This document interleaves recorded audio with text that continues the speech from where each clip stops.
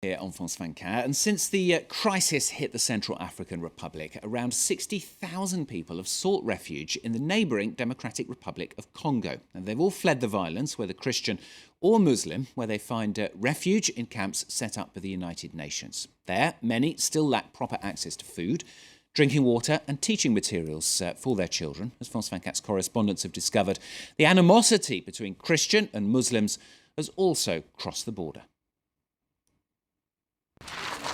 Emerging from the heart of the Central African violence, this young man is lucky to have escaped the gunshots of Seleka rebels.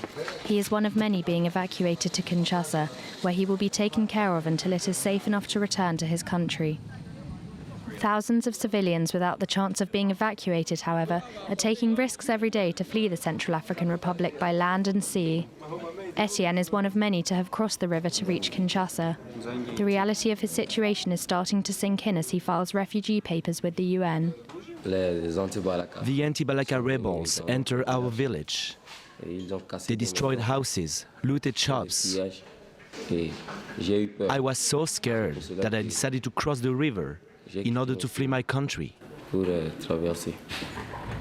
Just 100 kilometers away, 9,000 Central Africans have found refuge in one of 4 camps set up in the DRC. A visit by United Nations officials has turned into a demonstration. Difficult living conditions and a lack of food and water are just some of the many reasons why refugees are complaining. We have huge logistical problems. As you know, the lifeline for the country is in Bangui, but with limited road access to the city, we have had to resort to airlifts. And it's the same problem for WFP and the other aid agencies. Marie fled Bangui several months ago and is learning to cope with the bare minimum. For this former student, adapting to life as a refugee has been tough.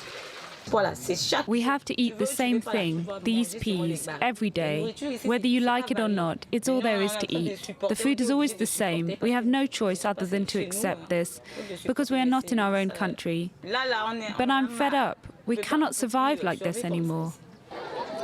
9 months after the refugee camps were built, many have had to adjust to their new lives. Religious tensions have started to seep across the border.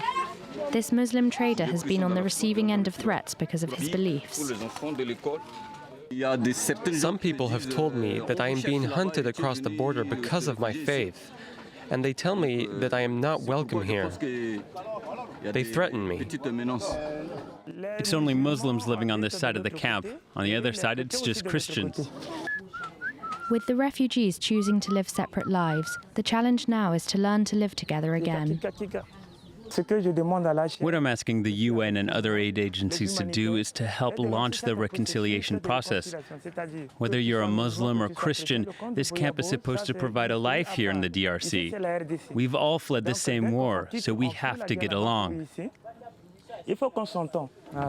With forgiveness and reconciliation on the agenda, the post-conflict challenges are just beginning. Report there from Democratic Republic of Congo. Got sport for you now. Football and the Winter Olympics coming.